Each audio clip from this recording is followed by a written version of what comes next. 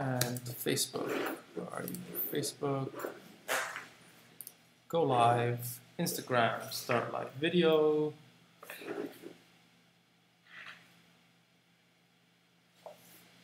Okay.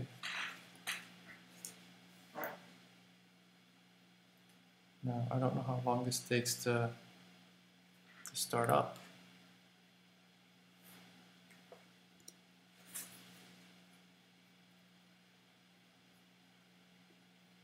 Hey, we are live on YouTube.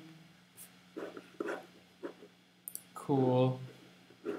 We are live on Instagram. What's going on, everybody? David Ombra. What's happening? I do need, yes, I can see my YouTube feed over here. And then let me see if I can get my Facebook Live feed as well. Then I can see everybody's questions. Instagram, crew, what's going on?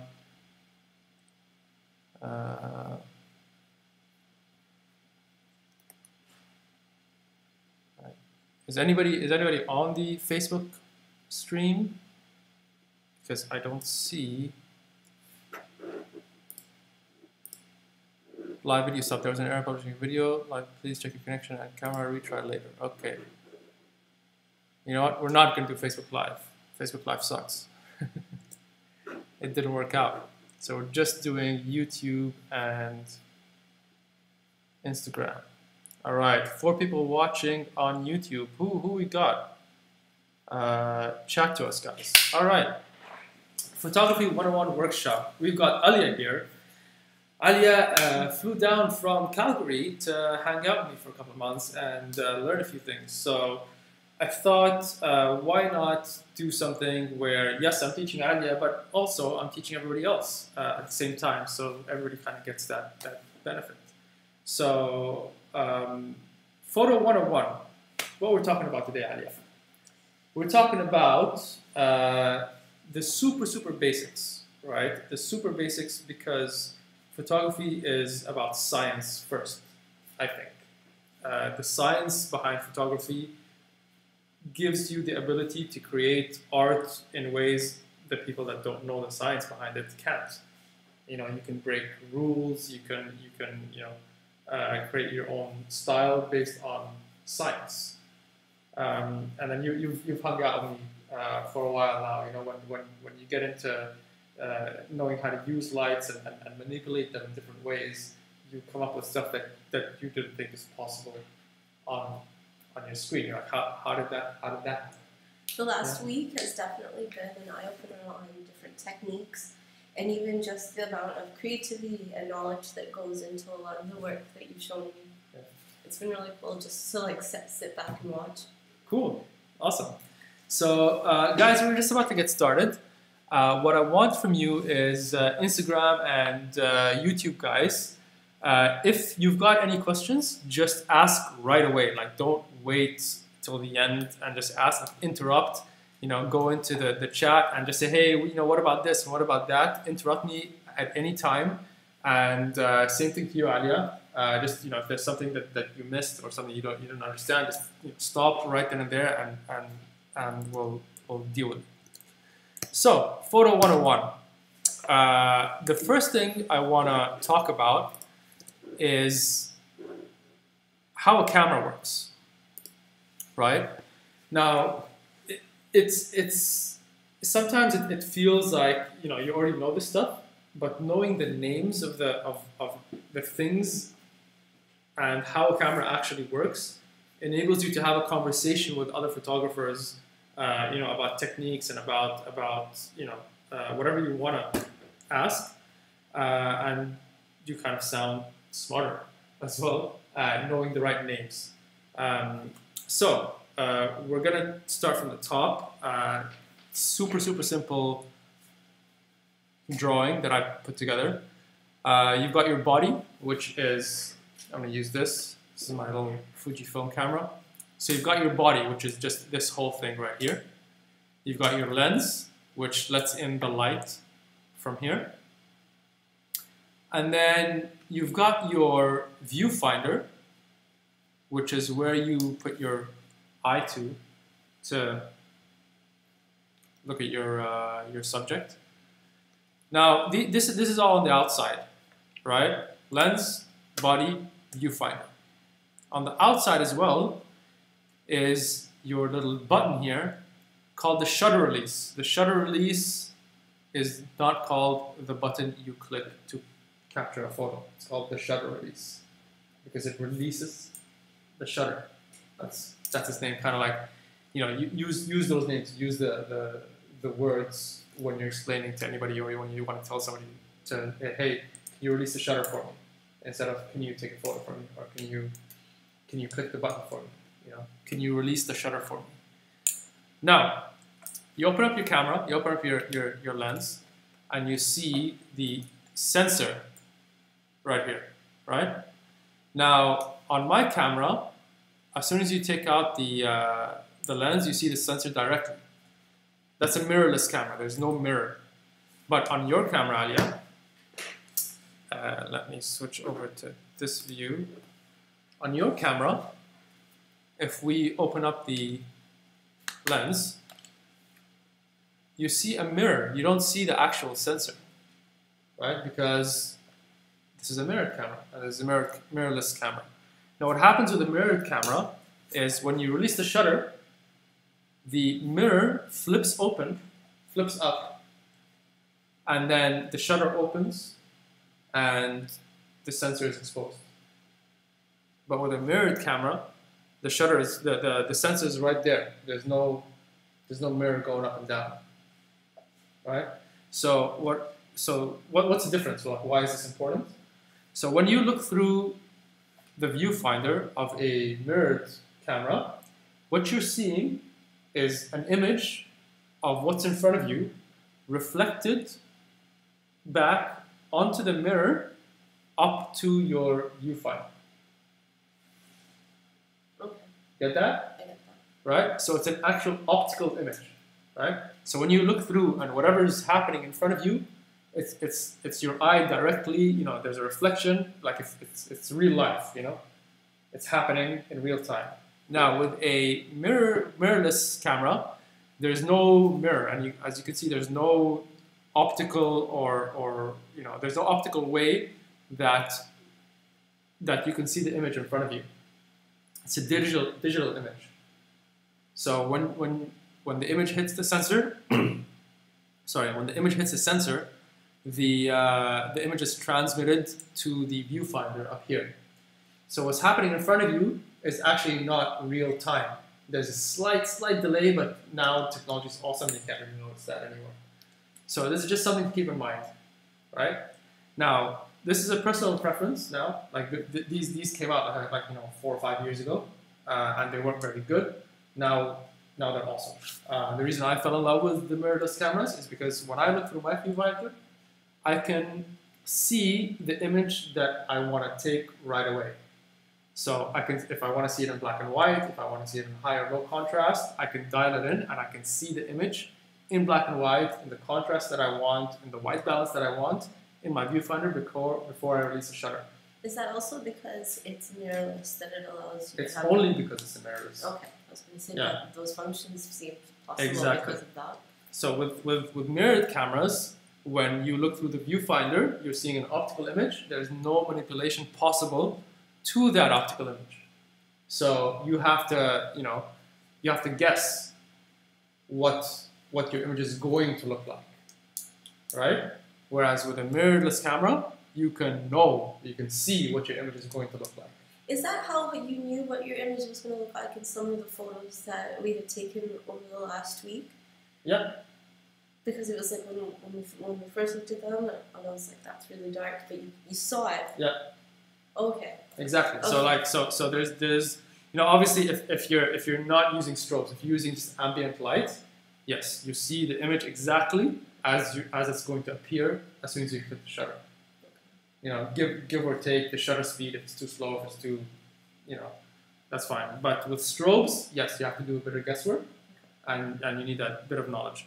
But for ambient light, this guy, you just see exactly what you're gonna take, right?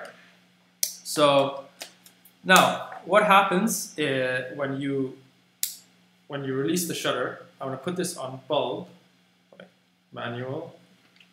Bulb is when you just when the shutter is open for as long as you have the shutter release clicked. Now, how do you? Here we go. That's 30 seconds. How do you go bulb on here? Oh, here we go. B. Right. So if you look here, this is the mirror, right? And then when I click the shutter, the mirror flips open, and that's your sensor up there. Oh, you can see your face in there. Yeah, just because it's reflective, right? Yeah. And the mirror comes back down. See that? I'll see again. There you go. This is the mirror. Can you see the mirror? Where are we? This is the mirror. 1, 2, 3. Right? And what happens is, if I flip open the mirror manually, you'll see that the sensor is behind the shutter. Right? So if I flip it up like this, this is the shutter. It's closed. You can see the sensor is behind the shutter. You can't see the sensor. So if I click it now, bang, it's open and the shutter is open. That's the sensor right there. Now the advantages, we talked about the advantages of the mirrorless camera over the mirror is you see the image, you know, obviously also because there's less mechanical aspects, it's lighter as well. You can make it lighter and smaller. But the advantage of this is that the sensor is protected, right? The sensor is protected behind the shutter, behind the mirror. So there is less risk of sensor damage, less risk of dust, right? Whereas the mirrored cameras, as soon as you want to change the lens, you expose your sensor to damage, to dust and the elements. Now, what happened to me one time is with my older camera, there were lasers in the concert, and even when I didn't click the shutter, the laser hit my lens and it fried my sensor. It wouldn't happen with a mirrored camera unless you actually click the shutter. You know, because it's not, you know. So you know that's the difference between the mirrored and the mirrorless cameras, right? So again, light goes through the lens. On a mirrored one, it goes through the lens, and the mirror opens when you click the shutter. The shutter opens, image hits the sensor, and that's your photo, right? Make sense? Same thing with the mirrorless cameras, but just there's no mirror that flips open. Make sense? Any questions, guys? Do we have any questions?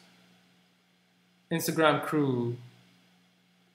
Okay, YouTube crew. No questions. No worries. All right, moving on. So before we go on to the exposure details, what I want to talk about is RAW versus JPEG. Right? A lot of people get confused or don't know when they should use which one or why they should use which one or what the difference is between them. First of all, let me just ask Instagram crew, can everybody hear me? Am I loud and clear? YouTube crew, am I loud and clear? Can you guys hear me? Just let me know that you're there and you can hear something, because I have no idea if you can hear me. I can hear myself. But. So yeah, RAW versus JPEG. RAW files. Well, first of all, JPEGs. Let's talk about JPEGs. JPEGs is the way you view a photo on your screen, on your computer, right? When you send somebody an image, a file, you're sending them a JPEG file for them to be able to look at it on their screen or their phone or whatever. Now, the thing is with JPEG files is it's almost as if, thank you, Ruddle, thanks man, loud and clear on YouTube, all right. The thing is with JPEG is it's like a printed photo. It's like a physical printed photo. You can edit it, but when you edit it, as soon as you edit a JPEG, it's destructive. So it's as if you're actually ripping apart the piece of paper and pasting it in different places, right? So kind of think about it like that, where as a raw file, the raw file is a bunch of ones and zeros, right?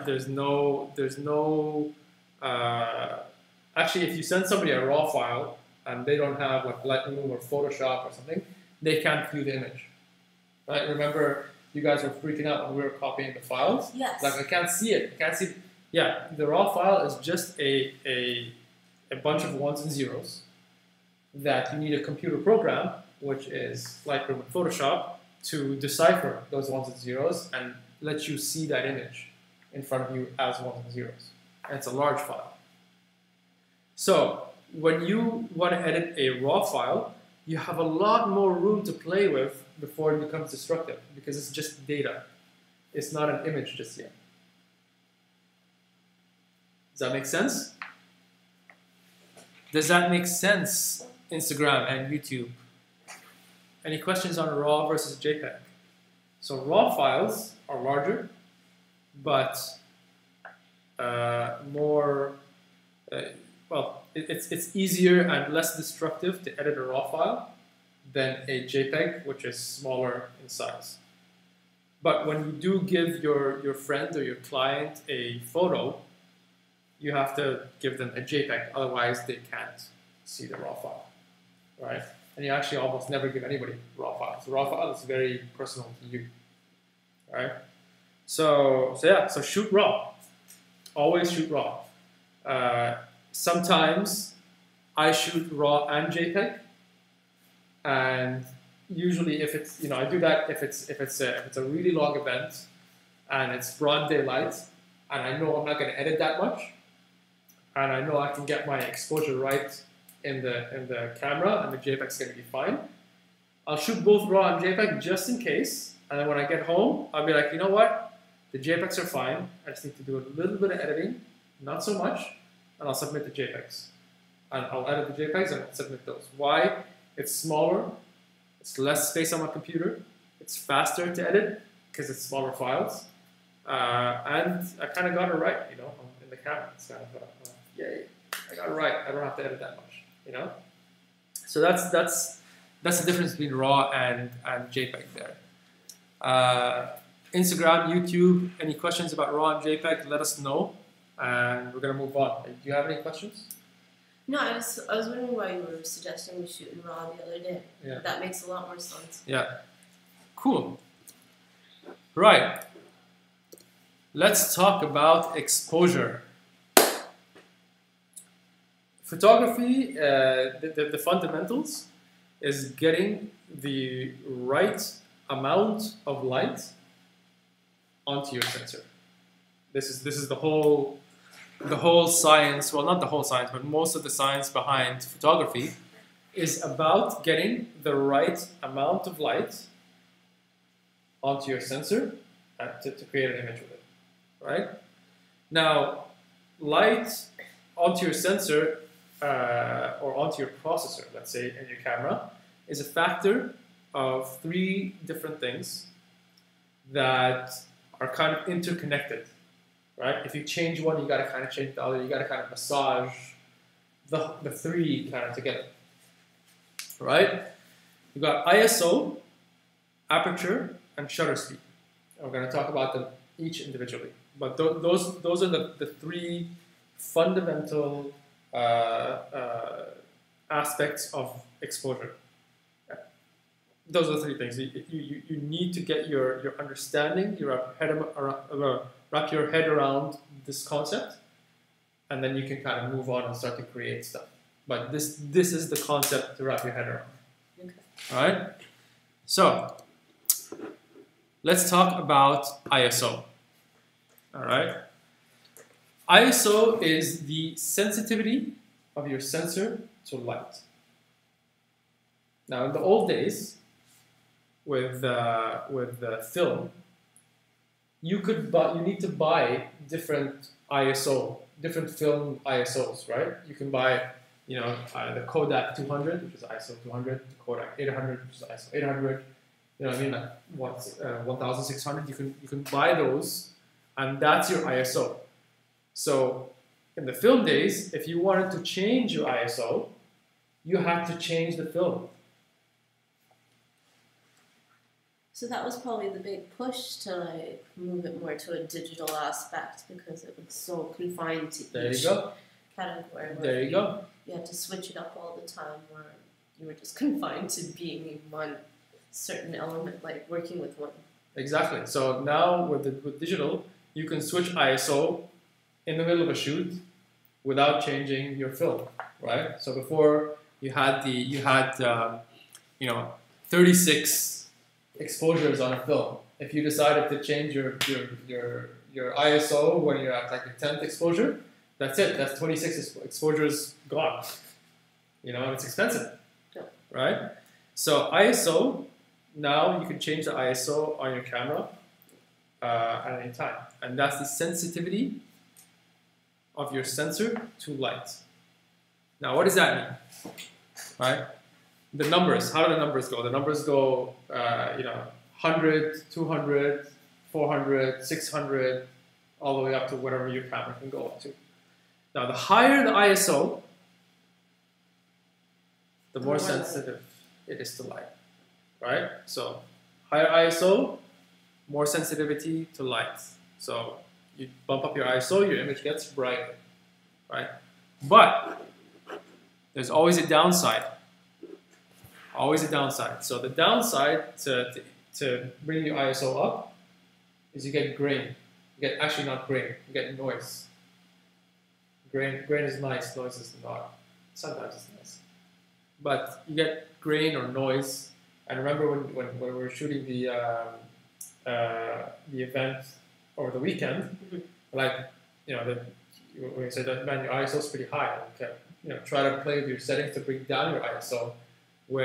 So we don't get any noise. You can treat the noise later in post, but you always want to try to get the best image out of your camera rather than kind of mess up your settings and be like, oh crap, let me fix it in post. So higher sensitivity to light, higher ISO, higher sensitivity to light, but the higher the ISO, the more noise you get. So you kind of in general want to start with the lowest ISO you could possibly get away with. That's how my mind works. When I approach an image, when I want to take a shot, I set my ISO to the lowest possible that I can get away with all this other settings, the aperture and the aperture and the shutter speed, where I can put them in an average place, but I want my ISO to be the lowest possible ISO. The only exception to this rule is when I want grain. When I want to make it look like a really old photo that's really grainy. I can still do that in post. I can still add grain in post, but I'd rather sometimes be like, you know what? Let me push the ISO up and make it look grainy. Sometimes you want to do that, right? There's no rule that says you can't do that. Anyways, any questions, guys? Instagram and YouTube, any questions on ISO? Let me know. Any questions, Ali, on ISO? It's like, when would you use a high ISO? Like when you have to. When you have to. Yeah. So like when you're doing like a shot like in the middle of the desert, in the middle of the night kind of thing, or like okay. Yeah. So it's like when there's absolutely no light. That's when something like that would actually be functional. I mean, there's no hard and fast rule, but higher ISO is higher sensitivity to light. So if you don't have enough light, you need to bump your ISO, right? Or you need to do something else with the aperture or shutter speed. But it's a balance between all those three. And I think once we get to the other ones, you'll realize that, okay, there's limitations to everything, right? There's limitations to how wide you can open your aperture, depending on your lens. There's limitations on how high you can bump your ISO, depending on your camera, right? There's limitations to how slow you can slow down the shutter, depending on what kind of image you want, depending if you have a tripod, you know what I mean? So it just depends. So actually, just another point. What you pay for in your camera, the cost of say, hey, this camera costs this much, and this is twice as expensive. The reason what you're paying for is actually the high ISO performance. So the higher your ISO can be without the noise, the more expensive your camera can get. That's what you're paying for essentially. You're not paying for the buttons. You're not paying for the brand. You're not paying really sometimes you pay for the brand, but forget that. But what you want to pay for is your high ISO performance. You want clean image at high ISO. So with a Rebel T3 or whatever, T1, it's a really cheap camera. Yeah, it was. And you can bump up the ISO to like 1600. Yeah. That's max. But it's so grainy and unusable. Yeah. Whereas with the Mark III, you can bump up your ISO to what is it? 12,800, 128,000 or something. With my Fujifilm, I can go 256,000. Right? It's super grainy, but you can get there. But like I'm comfortable shooting on my Fuji at 3,200 ISO and get away with the amount of grain. But you can't get away with that amount of grain on a Rebel T1, for example. No. It won't even go that high. So that's what you pay for when you buy a camera. You pay for high ISO performance. Got it? Got it. Cool. Right. This is an image that you probably, guys on YouTube and Instagram, you may not be able to see this very well, but I just wanted to demonstrate the grain. I think I took this at 12,800 ISO. I just wanted you to see the grain that's sort of around the darker areas. It's really hard to see on a screen that's super small on your phone or something, but that's kind of what I wanted to demonstrate. That's what grain looks like or noise looks like. Right, moving on to aperture. Right, aperture is the size of the lens opening, how wide the opening of the lens is to let in light, right? So the wider your lens opening is, the wider your aperture is, the more light can come through, right? Okay. Make sense? Yeah. Now, go ahead. And it's when the number is smaller, then it's wider. Is that correct? Yes. Now it's really, really confusing. I don't know who invented this system, right? But this is the system that's been invented, and nobody's really asking questions why. But anyways, we're photographers and we've got to live with it.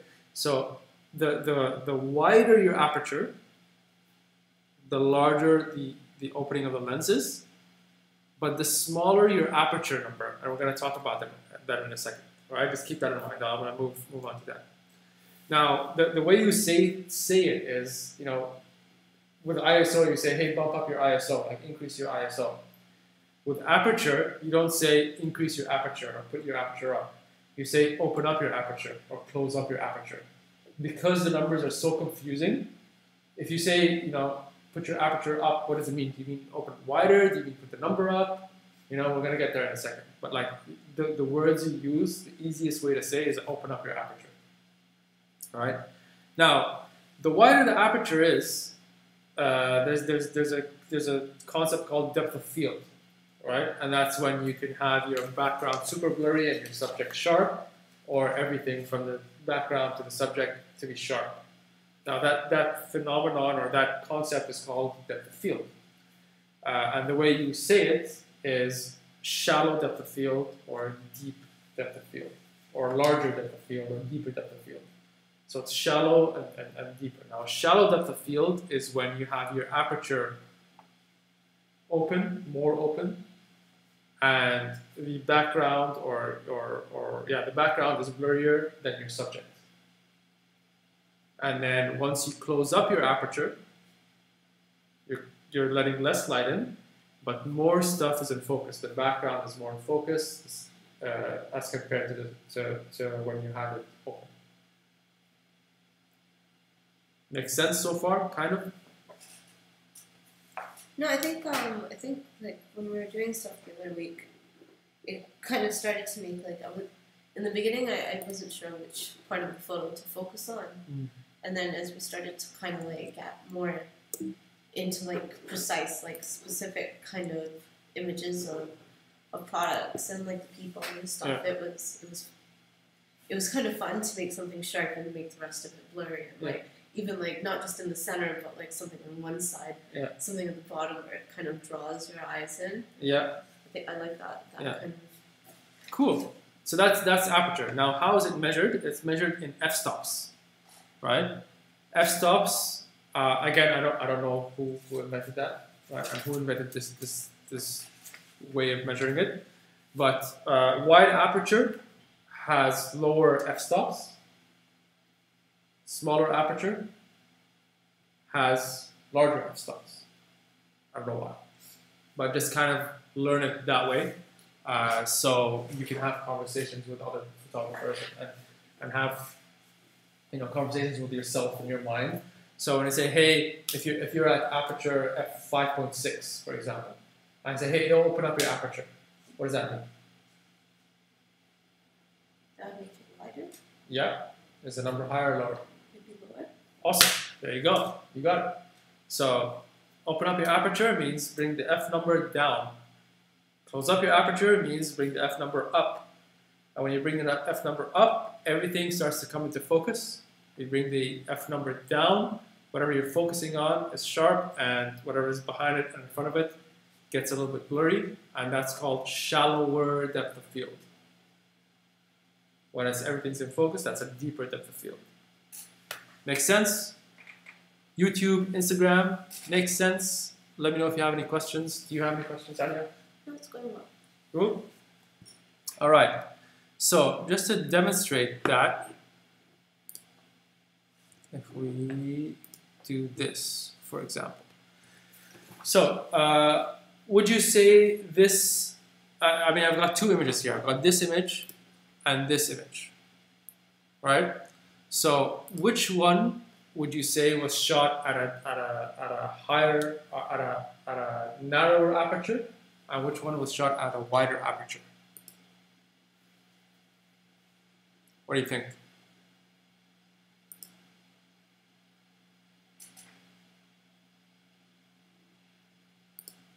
Which one was shot at a narrow aperture, and which one was shot at a wide aperture?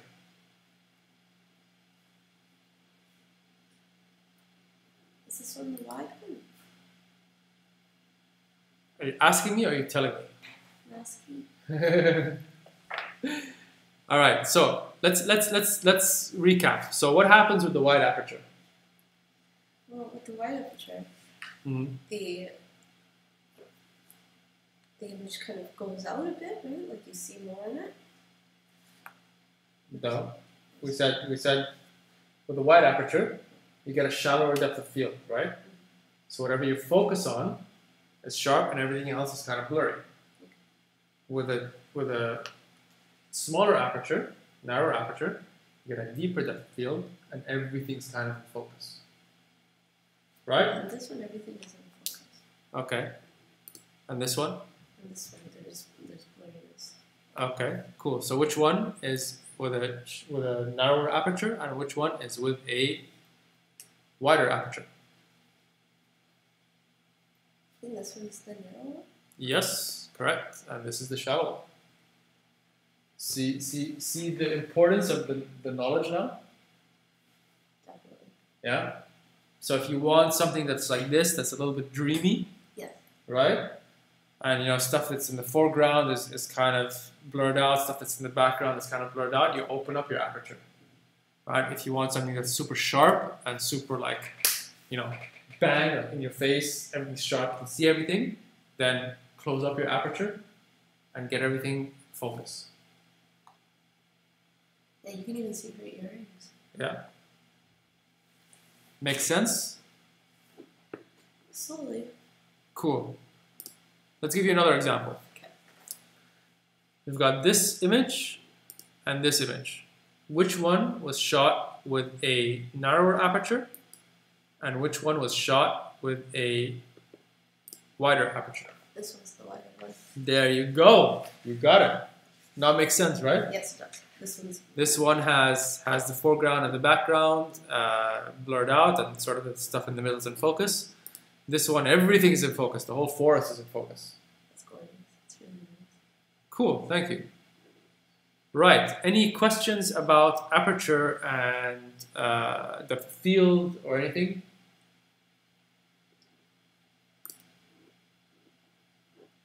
I think the one thing that I get a little confused with is that when I'm doing depth of field and I'm trying to focus my camera on a certain part, sometimes it gets tricky when the lens doesn't know what to focus on, and it goes like, and it's like, I think that's something that like I'm still trying to tell my camera, this is what I want you to look at, like this is what I want you to see. Yeah. And I don't know if that's technique or if that's just something I need to practice more. Or... So that's to do with where your focus point is on your camera. So you can change that. Yes. Right? And you got to know where it is. So sometimes, you know, what I saw you do before, and we changed that, is you had all the focus points on. Yeah. So it would grab whatever it thinks is what you want, and that's not usually the right thing. No, so if you change it to like this one little point, and you put that point where you want it to be, and then you recompose, then that'll be more accurate, right? Does that answer your question? No, it does. It does. Okay. It's just sometimes like even after when I started using a focus point, like on a certain part, like of what I'm looking at and trying to like focus in on, I just found that like if I chose something that was a smaller object. Mm-hmm. That I really had to hold it steady so that it could like get locked in on it, if that makes sense. Okay, I think I'll explain some of that and how you can get better at that a little bit later when it comes to focus. Okay. Cool. Now, let's talk about shutter speed. Right? Shutter speed is the length of time the shutter is open. Right? So the longer the shutter speed, the more light gets into the camera. Right? So this arrow is a little bit confusing. That's on the image. The down arrow just means slower. So the slower the shutter speed, right? The slower the shutter speed, the more light hits the sensor. It's open for longer. More light hits the sensor, right? But then the slower the shutter speed, the more chances of motion blur you're going to get. If your subject is moving, or if your hand is moving, you're going to get some motion blur, right? So that's something you'll need to kind of massage into your settings and be like, okay, what's the right shutter speed, right? Does that make sense? No, that totally makes sense. And I think once you've like actually tried slowing the shutter speed down and see how blurry your shots are, it's like it's a good learning lesson to bump up your shutter speed. That's the correct lingo. Yeah. So the shutter speed is measured in fractions of a second, right? So you're like 1/30th of a second, 1/125th of a second, 1/250th of a second, right? So in your camera, it's just going to say 30, 125, 250. You know, you see here, in my camera. Let me just show you over here. In my camera, it just says, you know, it just has numbers. It's 250, 500, whatever, but that's not 250, 500. It's 1/250 or 500. Same thing on yours, right? Now that's fractions of a second. So when you come to think about it, you gotta know which one's faster, which one's not. So if I say, don't look at this. So if I say, is 1/250 faster or slower than 1/500? 1/500 would be faster? Exactly. It's a smaller fraction of a second, right? Smaller fraction of a second means faster shutter speed, right? So it's a little bit hard the first time you kind of start to think about it. Just like the aperture, it's backwards. This is backwards, but it actually does make sense. You know what I mean? Like this makes sense because it's a fraction of a second. Fraction of a second, smaller fractions is faster shutter speed. When we were in school, one of the things that we learned was that some of the f-stops actually line up with the shutter speeds. F-stops line up with the shutter speeds? Yeah, like you can actually have, like, just, there's certain combos that you can use sometimes, like for like sports shots. I don't know. I'm not sure what you're talking about. Oh, okay. Don't know. but you know, with shutter speeds, just on the next slide, I'll tell you that actually before the next slide. Actually, I will tell you. Right, 1 over 1/25 of a second. That's sort of your magic number, right? If in doubt, what shutter speed you should use? Start off at 125. Why? Any slower than 125, obviously depending on which lens you're using, the shorter the lens, the slower shutter speed you can get away with. But your hand, the human hand can't hold the camera steady enough at shutter speeds slower than 125. There's exceptions to the rule, obviously. The shorter the lens, the lower the shutter speed that you can go with having your hand steady, right? But it doesn't take into account if your subject is moving. So if everything's completely still, 1 over 125 is a good place to start. All right? If you have a longer lens, you need to increase your shutter speed a little bit. Go 1 over 250. If you have a shorter lens, you can get away with 1 over 100, 1 over 80, sometimes even 1 over 60. You can kind of get away with that if you have a shorter lens. Shorter lens means wider. Yeah? We'll get to that. So 1 over 125, start with that. Also with flash, and we'll talk about that not in this workshop, out of another workshop. With flash, 1 over 125 is usually the sync speed that all manufacturers have with the lights. 1 over 125, anything faster will kind of not work. So just keep that in mind. 1 over 125 is kind of your magic number to kind of start. All right? Now, let's talk a little bit about a few images and look at their shutter speeds. Right? So if we're looking at this image right here of Rafael Nadal. Oh, it's a tennis racket. Yeah, it's a tennis racket. Now, what do you think? Would you say this was a fast shutter speed, a slow shutter speed? What would you tell me about the shutter speed on this image? I would say it's a fast shutter speed. Okay, but it's not fast enough to freeze the ball, right? So because it's a sporting event, when I shoot sports, at least, I don't like to freeze everything, because when you freeze something, the viewer doesn't know that it's moving. It doesn't give you that feeling of movement. So I like to select a shutter speed where the fastest part of the image is there's motion blur in the fastest part of the image, where the ball is the fastest part, but his face is kind of and sharp. It's frozen, but the ball, it shows you that the ball is so fast. Same thing like if you're doing like a car or a runner or something, you can kind of pan with the moving object, or just take it just as is, and just a little bit of motion blur sometimes gives you that feeling that something's moving really fast. Right? Next one is this over here. It's a photo of a good friend of mine called Freak. He's a rapper. Now, would you say this is a slow shutter speed or a fast shutter speed? This is definitely a shutter speed. I think you probably used a tripod. A slow shutter speed? Why would you say that? Well, you can see the droplets, like the rain almost. Okay. Or maybe there was being water thrown out, like. Yeah. But it's like you can see the detail and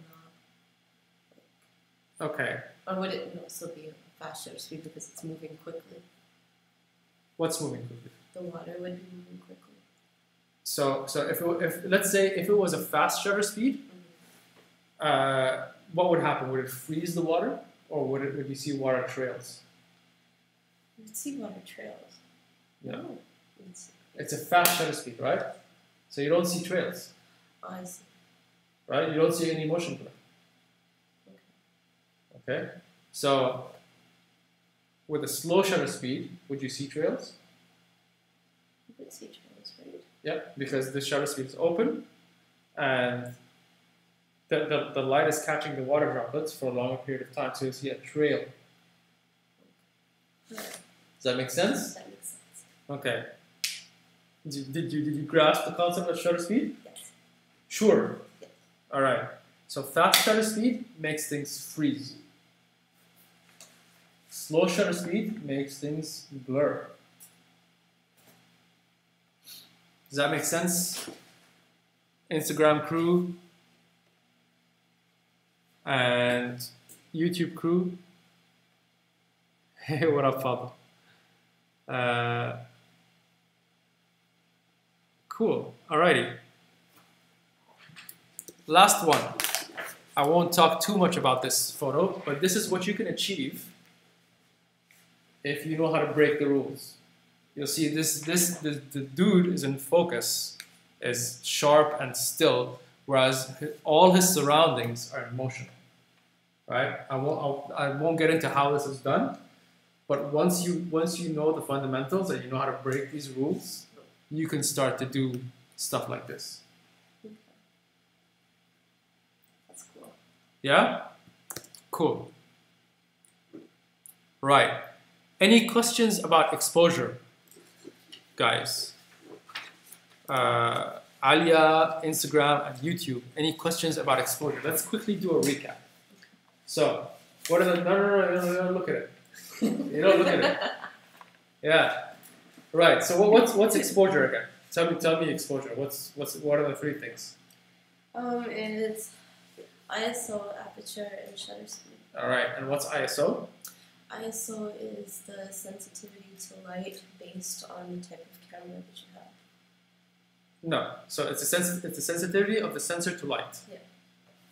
Oh, sorry. Forget the camera. Okay. ISO is the sensitivity of the sensor to light. Now, what happens if you increase your ISO? It lets in more light.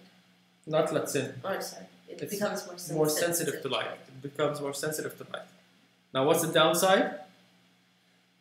Well, when you have a higher ISO, there's the possibility of having it either grainy or the image itself could have a lot of noise. Yes, correct. Now, next, what we say ISO. What's the next one? Aperture. Aperture. What's aperture?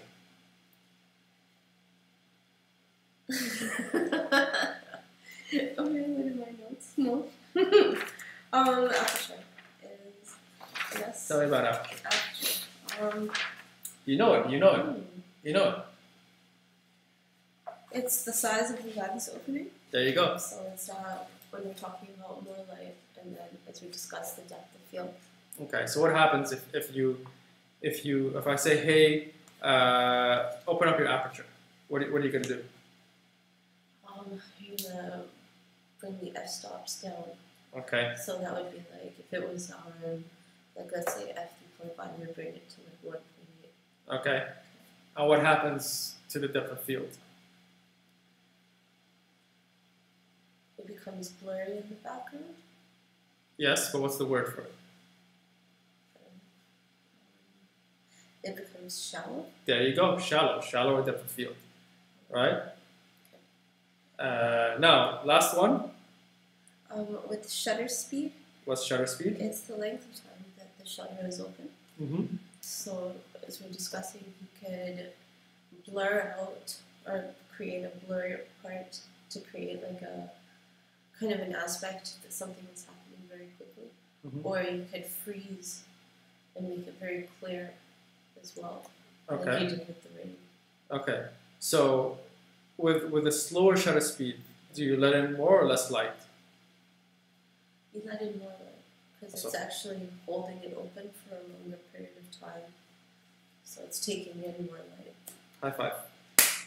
You got it. Cool. Next up, shooting modes. All right.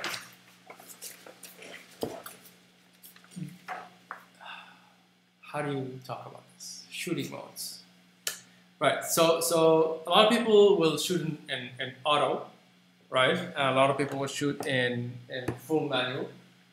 Now, the camera is kind of a little bit smart and gives you the freedom to sometimes only think about one thing, not go fully auto, not go fully manual, right? Now, there's two ways to go. There's aperture priority and shutter speed priority, right? And that just means that when you're in aperture priority, you're telling the camera, hey camera, I just wanna choose my aperture. I want to control my aperture. I will tell you what aperture I want, and you go and figure out what shutter speed I need to be at. And ISO as well. If you put your ISO on auto, you figure out what ISO and shutter speed I'm in, and I will tell you what aperture I want. Shutter speed priority is the exact opposite, where you're telling the camera, hey camera, I'm going to tell you which shutter speed I want to be at, and you, camera, go and figure out which ISO and aperture I got to be at. And every camera has that. So if you pick up your camera, I'll pick up my camera. You've got it under, here you go, TV and AV. AV is aperture priority. TV is shutter speed priority. Show these guys right here.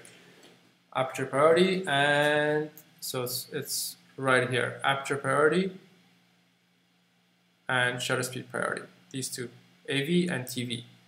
With mine, there's no actual thing that's AV and TV because all my dials are up here. So if I want to go aperture priority, I just go auto shutter speed. I just put my shutter speed on auto, and I put my ISO on auto, and I can control my aperture from here, and that's aperture priority.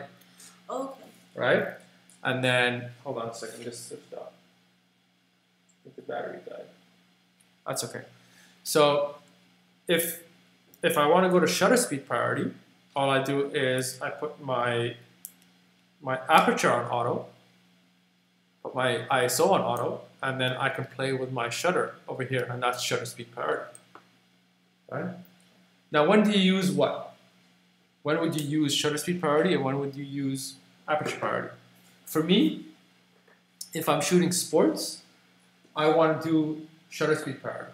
I want to say, hey, I want my shutter speed to be this much, 320 or 500 to freeze something, or 1,000 to freeze something, or to blur something really small, I'll be like 125 or 200, right? But if I'm shooting a portrait and I want like a nice blurry background in the, in the daytime, I don't care what shutter speed you put. Put it 250, put it 8,000, I don't care, it doesn't matter to me. But I want my aperture to be at 1.8 or 3.2. I want to control how shallow or deep my depth of field is. And that's where you can start to get creative and not think too much about the technicals, but you have that knowledge to be able to not think about it. Make sense? And kind of focus on what you need to be thinking about for that specific type of shot or that specific type of event. Yeah. Yeah. Does that make sense to you? Yes, it does. Any questions there? I'm okay. Good. All right. So that's the shooting modes. Now let's talk about focus. All right. There's a bunch of different types of focus modes, but for effective purposes, we're just going to talk about two. All right. There's the single shot focus and continuous focus. Right. Single shot focus means if I focus on something and I half press the shutter, it'll focus on that thing. And if I keep holding the focus, whatever happens in the scene, it'll stay focused at that distance, regardless of what's happening. That's one shot focus. Okay. Continuous focus tells the camera, hey camera, when I half press the shutter and focus on that thing, while I'm half pressing the shutter, wherever that thing goes, I want you to follow it with the focus. Does that make sense? So with continuous focus, if I half press and I focus on a bird, when that bird starts to fly around, while I still have my finger pressed, it'll follow the bird around with the focus automatically. The bird, the car, the tennis player. Okay. And then with the single shot, it just continuously stays focused on that one object. Not on that one object. Not the object. At that distance. At that distance. Yes. So if the object moves, or if you move, you're still in that same spot. Like your focus point is still in the same spot.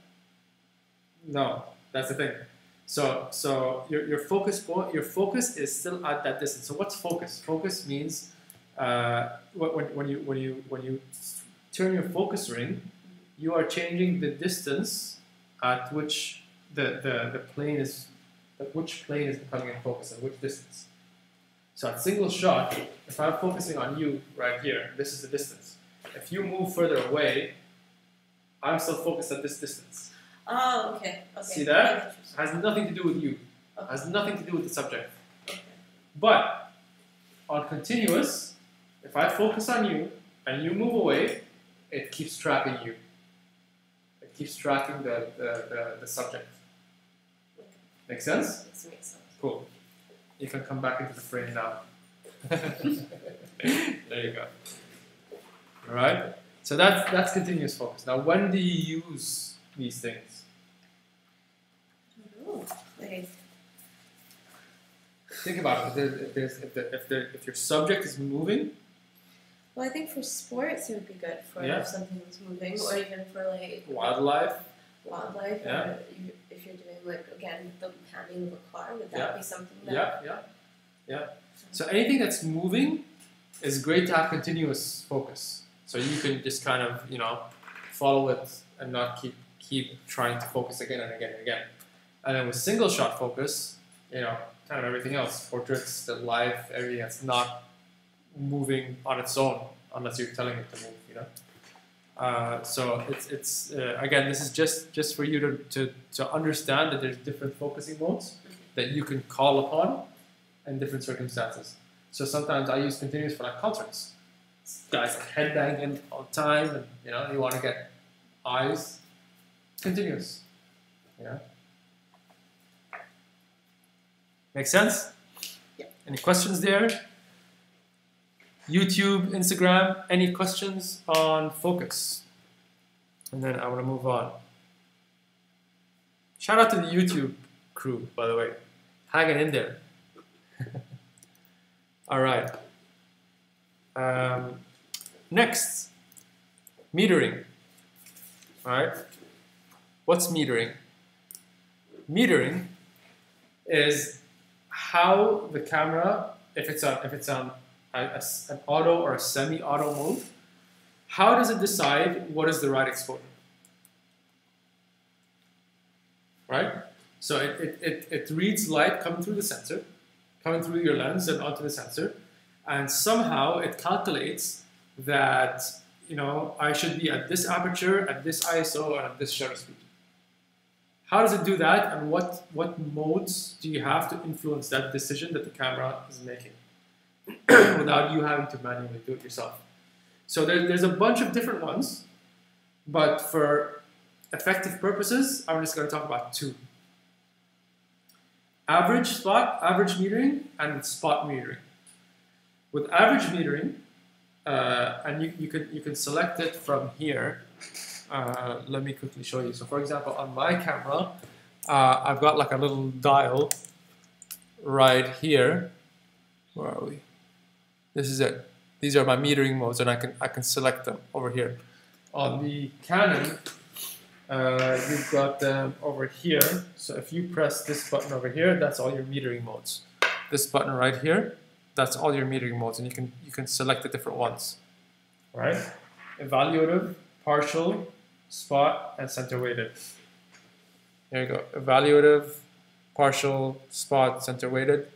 And those are different metering modes. I'm just going to talk about average, which is evaluative, and spot metering. So evaluative metering or average metering takes an average of the scene. right? So if you have like a good, well-lit environment, then that's a pretty good way to do it. Yeah, like a nice, bright landscape or whatever. Take an average, you know, and it should be all right. But what happens if there's like a spotlight on somebody? You know, if there's like a one spotlight and then everything else is dark, right? If you go on average, it'll take an average of the scene, and it'll think that all these dark spots need to be bright, and it'll give you a higher exposure than you probably want, and the light spots will be blown out of you know, they won't be able to there's no details on the highlights. So what you could do is switch to spot metering. Spot metering tells the camera that, hey, wherever I put my spot, the middle part of the focus, I want you to meter for that 3% of the image, that little part. So if there's a spotlight and it's hitting somebody's face just right here, and everything else is dark, and you meter for that, you'll get some detail here, and then everything else will be dark and black. And that's usually what you want in that situation. So can I say that it tells the camera to focus on where the light is and keep the dark? It has nothing to do with focus. Not focus per se, but how would I put that? You could say that it tells the camera to meter. Use the word meter for wherever your focus point is, actually. For spot metering, it'll meter. Let me just share this one. It'll meter for the 3% area that's in that, you know, in that spot that you put it on. All right. So again, just to have that knowledge, you know, when you have an environment where there's different spotlights and you want to meter for that specific part of the skin or part of the, you know, scene, that's how you do it, spot meter. Yeah? Any questions? No, I think maybe when we do one of the shoots this week, we can like kind of put it into like an actual situation where we can have like everywhere is nicely lit, and then also kind of do like a shadow part and a brighter part on the other side. Cool. Let's do that. Alrighty. Next, let's talk about composition. Right? So for now, we kind of finished all the science parts. Right? We talked about exposure, we talked about focus, we talked about metering. Those are the three sort of, you know, fundamentals that you need to kind of think about while you're shooting a photo. Right? Now, you've got your science down. Now let's talk about art a little bit. Okay. Now, once you're like all that science stuff needs to be so second nature and so like you don't even think about it anymore. You've got it down, so you can start to think about this stuff. This is the stuff you kind of want to showcase, not your technical skills. This is where people are like, oh, that's a cool photo, right? So composition is where stuff is in the frame, right? And there's a bunch of different not rules, but suggestions. Let's say. Cool. There's a bunch of different suggestions that you can go with, and it'll help you produce a better image in general. One of them is the rule of thirds, right? And I'll talk about that a little bit more in detail in the next slide. Rule of thirds, leading lines. Leading lines. If you find some lines that go into the frame and like leading you towards the subject, that's quite nice too. Patterns. If you find some patterns to fill your frame with. Depth of field. That's a good composition sort of rule or suggestion. Perspective. You know, a lot of people just kind of hold the camera right here and shoot there. That's not a great perspective because everybody can see that. Everybody sees that on a daily basis with their own eyes. But from up here looking down, and from down here looking up, and from, you know, nobody sees that. You know, so it's a lot more interesting. So think about perspective. Think about framing. If you see something that can frame something within a frame, that's cool too. Symmetry is another one. Eyes like symmetry, right? Now, we'll talk about a few more of these just now and with some examples. But I just wanna touch on rule of thirds because it's probably one of the most important one and one of the most used ones to know about. Now, rule of thirds is where you divide your frame into 9 boxes, 2 lines this way and 2 lines that way. And rule of thirds says that the nicest places to put your subject is at the intersections of these lines. And it goes a step further to say that the nicest way to frame your subject is for them to be facing the negative space, right? So if your subject is facing that way, let me just switch up this camera here. If your subject is facing that way, then it's good to put them on this side of the frame, right? So there's space in the frame for the eye to kind of wander with the eye of the person in the shot, you know. But if you're that way, then it just kind of looks a little bit weird, you know. If I'm looking that way, although sometimes it looks cool. It's just, again, these are just suggestions, right?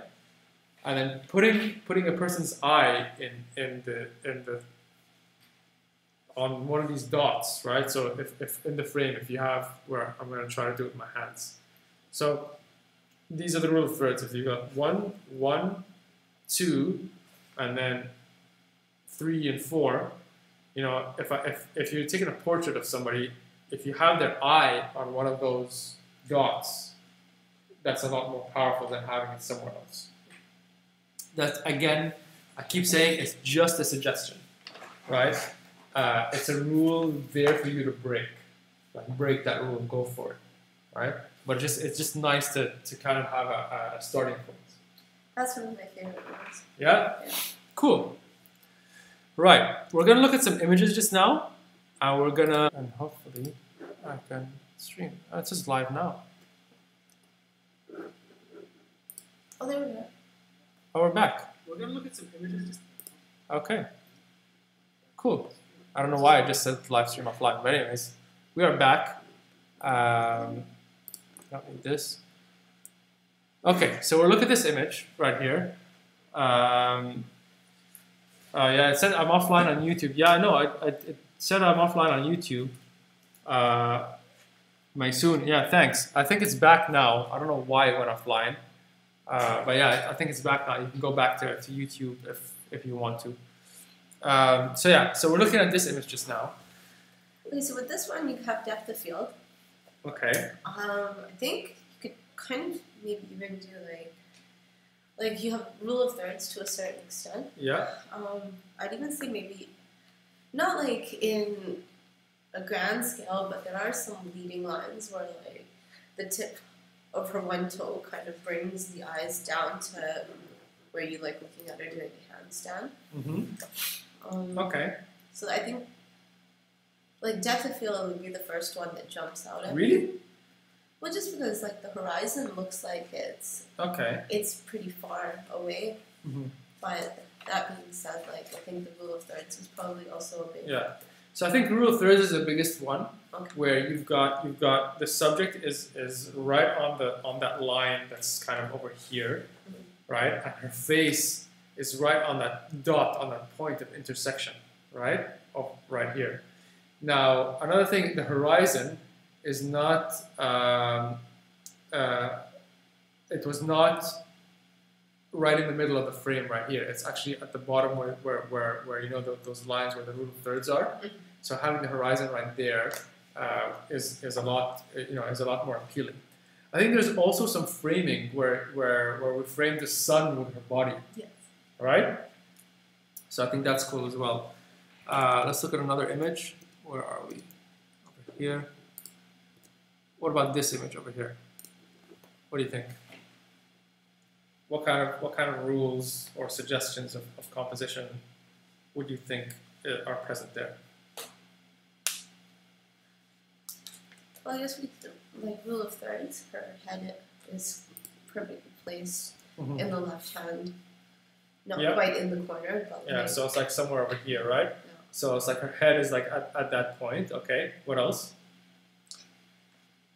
It's not exactly, but I think being in the tub, it's kind of like a framed shot where there's a bit of framing. Yeah. Right? There's a bit of symmetry as well. You know. I would say like symmetry and then. I don't know. Yeah, I think that's about it. Yeah. I'll say the framing, the symmetry. Cool. Let's look at the next one. It's a good shot of my buddy Hamza Hawsawi at a concert. That's Hamad Baylouni at the back. Awesome musicians. What do you say with this? You know, what kind of composition suggestions are we looking at? Well, there's a little bit of depth of field. Okay, that's right, depth of field. Because you have his partner on the side. Yeah. It's not exactly like completely blurred out. But there is a distinction. There's a shallow depth of field. Yeah. And then again with the rule of thirds with the composition, his face is like somewhere right here, and then there's negative space on this side as well. Yeah. I think that's pretty much it. It's not really that much to this image. What about this one right here?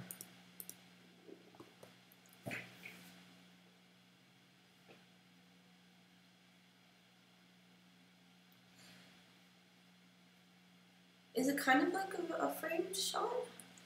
So no, there isn't a frame. So remember patterns. Oh, okay. Yeah. So there's a lot of patterns there, Okay. and then it's rule of thirds. So if you look at the image, it's like her head is right here at the point, and also the diagonal lines from one side to the other. If you put your subject along that diagonal, it looks like a dynamic photo. It looks like there's some motion going on, right? So that line is really important. That line that comes right across. Or in that case, maybe this way. Yeah, see that line right here? That line makes things dynamic. This line and this line, if it's right across, makes things really, really dynamic. All right. Let's look at this image. Tell me about it. Composition. What do you see? Could this one possibly be kind of a framed shot? Yes, there's a frame there. Yeah, there's a very distinct frame there. I think like there's symmetry, but she's kind of like throwing it off a bit. I think that kind of makes it. Yeah. There's some symmetry. There's framing. There's rule of thirds. And again, it's a little bit broken. You don't really know which one it is, and I think that's why it's interesting. Yeah. I think we got a few more. Here we go. So this is San Francisco, Golden Gate Bridge.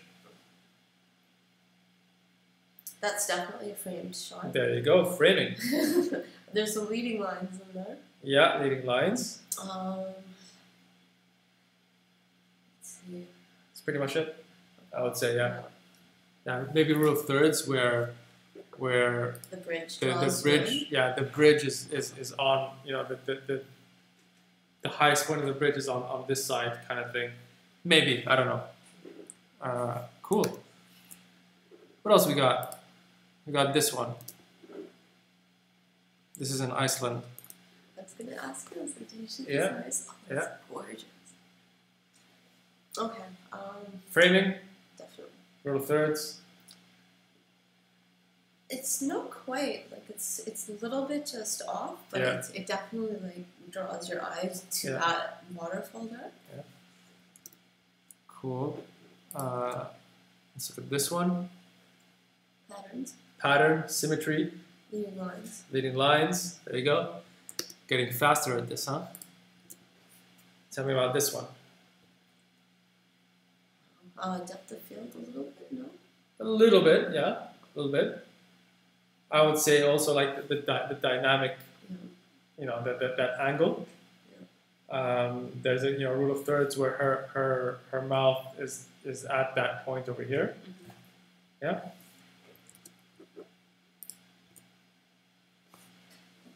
Remember her? Oh, That's Karen. yeah. We're shooting it tomorrow. Yeah. For this, I would say perspective, right? You don't see it. You don't see this with your eyes usually, right? Perspective. It's dynamic. It's across the that line over here. Which line is it? This way. That line. There's framing as well with the candles, kind of framed around the candles. Yeah. We lost our light. And last one, this is called a worm's eye view perspective from the bottom. Oh. So I've that never the one, taken a shot like yeah, this the one with before. Karen is a bird's eye view. This one is a worm's eye view, right?